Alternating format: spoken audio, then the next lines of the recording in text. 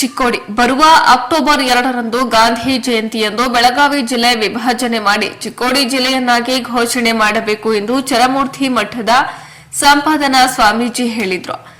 ಚಿಕ್ಕೋಡಿ ಪ್ರವಾಸಿ ಮಂದಿರದಲ್ಲಿ ಕರೆದ ಸುದ್ದಿಗೋಷ್ಠಿಯಲ್ಲಿ ಮಾತನಾಡಿದ ಸಂಪಾದನಾ ಸ್ವಾಮೀಜಿ ಅವರು 3 ದಶಕಗಳಿಂದ ನಮ್ಮ ಹೋರಾಟ ಸತತವಾಗಿ ನಡೆದಿದೆ. ಬೆಳಗಾವಿ ವಿಶಾಲವಾದ ಜಿಲ್ಲೆ, ಆಡಳಿತ ದೃಷ್ಟಿಯಿಂದ ಜಿಲ್ಲಾ ವಿಭಜನೆ ಮಾಡಿ ಚಿಕ್ಕೋಡಿಯನ್ನ ಪ್ರತ್ಯೇಕ ಜಿಲ್ಲೆಯಾಗಿ ಘೋಷಣೆ ಮಾಡಿ ಜಿಲ್ಲೆಗೆ ಬೇಕಾಗುವ ಎಲ್ಲಾ ಕಚೇರಿಗಳು ಚಿಕ್ಕೋಡಿಯಲ್ಲಿ ಕಾರ್ಯನಿರ್ವಹಿಸುತ್ತಿವೆ. ಜನರ, ರೈತರ, ಯುವಕರ ಅನುಕೂಲಕ್ಕಾಗಿ ಜಿಲ್ಲಾ ಘೋಷಣೆ ಅನಿವಾರ್ಯವಾಗಿದೆ. ನಾವು 3 ದಶಕಗಳಿಂದ ಗಾಂಧಿಯವರ ಸ್ವಾತಂತ್ರ್ಯ ಹೋರಾಟದಂತೆ ಅಹಿಂಸಾತ್ಮಕ ಹೋರಾಟ ಮಾಡುತ್ತಲೇ ಬಂದಿದ್ದೇವೆ. ಯಾರಿಗೂ ನಾವು ತೊಂದರೆ ಮಾಡಿಲ್ಲ.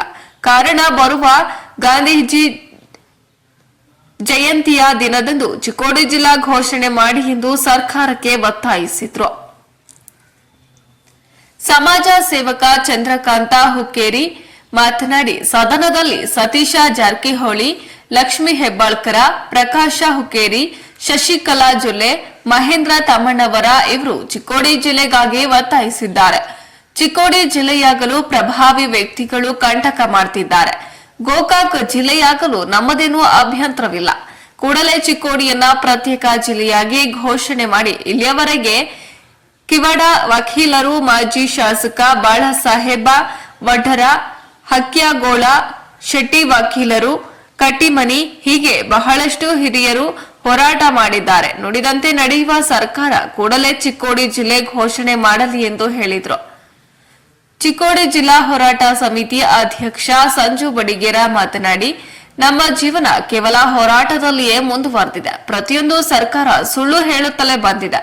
ಚಿಕ್ಕೋಡಿ ಜಿಲ್ಲೆ ಘೋಷಣೆ ಆಗದಿದ್ದಲ್ಲಿ ಮಾಜಿ ಸಚಿವರಾದ ಉಮೇಶ ಕತ್ತಿಯವರು ಕೇಳಿದ ಹಾಗೆ ಉತ್ತರ ಕರ್ನಾಟಕ ಪ್ರತ್ಯೇಕ ರಾಜ್ಯವಾಗಿ ಕೇಳುವ ದಿವಸಗಳು ಬರಲಿದೆ.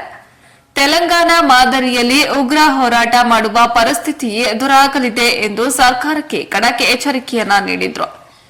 ಇನ್ನು ಈ ಸಂದರ್ಭದಲ್ಲಿ ಚಿಕ್ಕೋಡಿ ಜಿಲ್ಲಾ ಹೋರಾಟ ಸಮಿತಿಯ ಉಪಾಧ್ಯಕ್ಷ ಶ್ರೀಕಾಂತ ಅಸೋದೆ, ಹೋರಾಟಗಾರರಾದ ಅನಿಲ ನಾವಿ, ಅಪ್ಪ ಸಾಹೇಬ ಹಿರೇಕೋಡಿ, ಪ್ರತಾಪ ಪಾಟೀಲ, ಚಂದ್ರಶೇಖರ ಅರಬಾವಿ, ಮಂಜು ಪರಗೌಡರ, ಖಾನಪ್ಪ ಬಾಡಕರ, ದುಂಡಪ್ಪ ಜೌಗಾಲ, ರುದ್ರಯ್ಯ ಹಿರೇಮಠ, ಮೋಹನ ಪಾಟೀಲ, ಶಿವಮದಾಳೆ, ಸಚಿನ್ ದೊಡ್ಡಮನಿ, ಮಾಳು ಕರೆಣ್ಣವರ, ರಫೀಕ್ ಪಠಾಣ, ಶಿವಾಜಿ ಖಾಡೆ, ಸಂತೋಷ ಕುರಣೆ, ಅಪ್ಪ ಸಾಹೇಬ ಕರುಣೆ,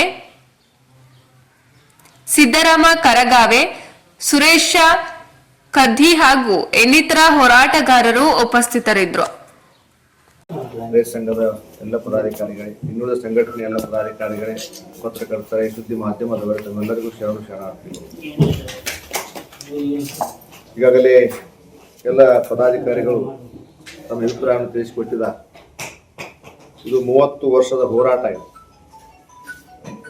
ಇದರ ಸಲುವಾಗಿ ನಮ್ಮ ಭಾಗದ ಅನೇಕ ಹಿರಿಯರು, ಸ್ವಾಮೀಜಿಯವರು ಪ್ರತಿಭಟನೆ, ಉಪವಾಸ, ಸತ್ಯಾಗ್ರಹಗಳನ್ನು ಮಾಡಿ ಅವರಿವತ್ತು ಲಿಂಗೈಕ್ಯರಾಗಿರ್ತಕ್ಕಂಥದ್ದು ನಮ್ಮ ಕಣ್ಣು ಮುಂದಿದೆ. ಅವರ ಕನಸು, ನಮ್ಮ ಎಲ್ಲರ ಕನಸು ನನಸಾಗಬೇಕು ಅಂತಂದರೆ ಈ ಬರುವ ಅಕ್ಟೋಬರ್ 2 ಗಾಂಧಿ ಜಯಂತಿ ದಿವಸ ನಮ್ಮ ಚಿಕ್ಕೋಡಿ ಜಿಲ್ಲೆ ಆಗಬೇಕು ಅಂತಕ್ಕಂಥ ಒಂದು ಒತ್ತಾಯವನ್ನು ನಾವು ಈ ಸಂದರ್ಭ ಮಾಡಲಾಗ್ತದೆ. ಬಹಳಷ್ಟು ಉಪವಾಸ, ಪ್ರತಿಭಟನೆ, ಪಾದಯಾತ್ರೆ ಇವೆಲ್ಲವನ್ನು ನಾವು ಚಿಕ್ಕೋಡಿ ಭಾಗದ ಎಲ್ಲ ರೈತ ಸಂಘಟನೆಯವರು ಮತ್ತು ಪದಾಧಿಕಾರಿಗಳು ಎಲ್ಲ ಹಳ್ಳಿ ಜನ ಸೇರಿಕೊಂಡು ಬಹಳಷ್ಟು ನಾವು ಮಾಡಿದೆವು. ಇವೆಲ್ಲ ಸರ್ಕಾರದ ಮಟ್ಟದಲ್ಲಿ ಹೋಗಿ ಮುಟ್ಟಿದಾವೆ.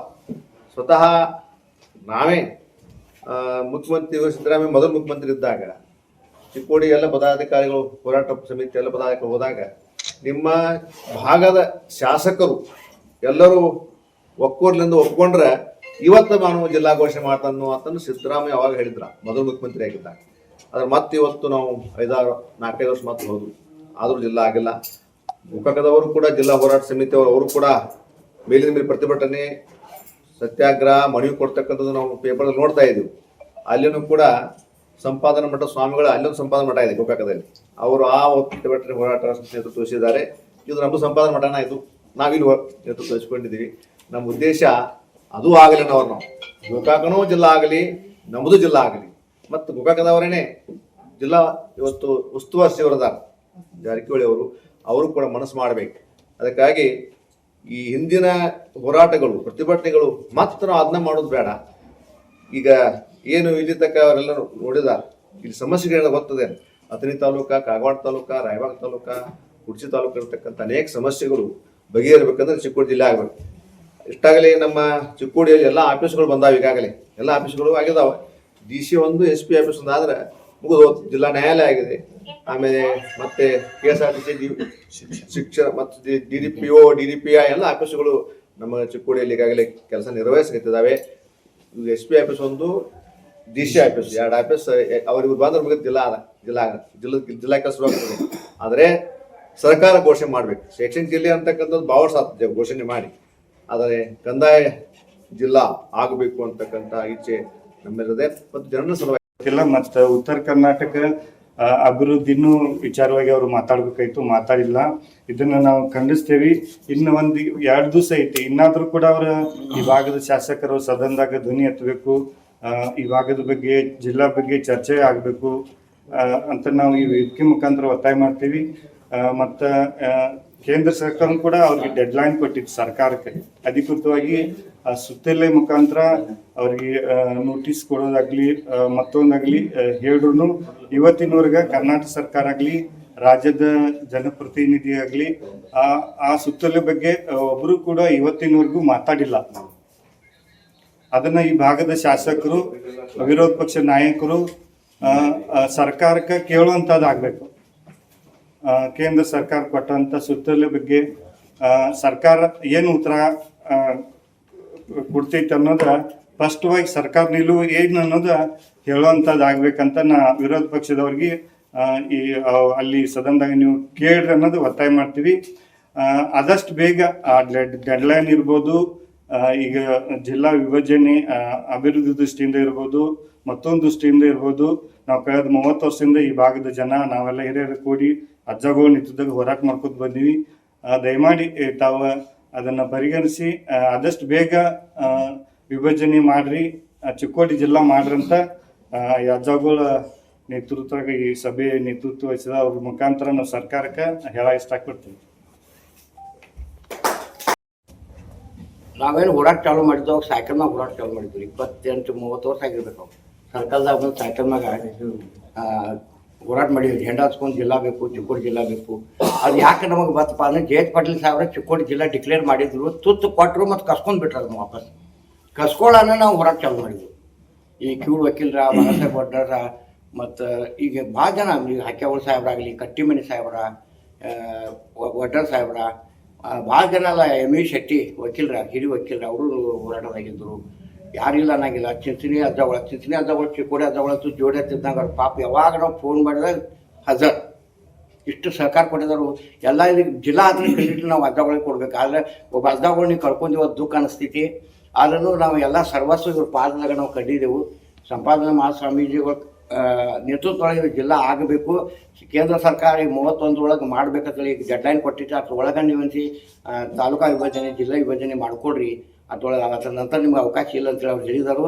ಈಗಾಗಲೇ ಜಿಲ್ಲಾ ಉಸ್ತುವಾರಿ ಸಚಿವರು ಹೇಳಿದರು. ಈಗ ನಮ್ಮ ಚಿಕ್ಕೋಡಿ ಜಿಲ್ಲೆ ಪರವಾಗಿ ಈಗಾಗಲೇ ಅಲ್ಲಿ ಬ್ಯಾಟಿಂಗ್ ಮಾಡಿದವರು ಯಾರಪ್ಪ ಅಂದ್ರೆ ಲಕ್ಷ್ಮೀ ಹೆಬ್ಬಾಳ್ಕರ್ ಬ್ಯಾಟಿಂಗ್ ಮಾಡಿದರು, ಸತೀಶ್ ಜಾರಕಿಹೊಳಿ ಮಾಡಿದರು, ಪ್ರಕಾಶ್ ಹುಕ್ಕೇರಿ ಸಾಹೇಬ್ ಮಾಡಿದರು, ಜೊಲ್ಲೆ ಅಕ್ಕಾಗಳು ಮಾಡಿದರು, ಮಹೇಂದ್ರ ತಮ್ಮಣ್ಣವ್ರು ಮಾಡಿದರು, ಸಾಕಷ್ಟು ಜನಪ್ರತಿನಿಧಿಗಳು ಮಾಡಿದರು.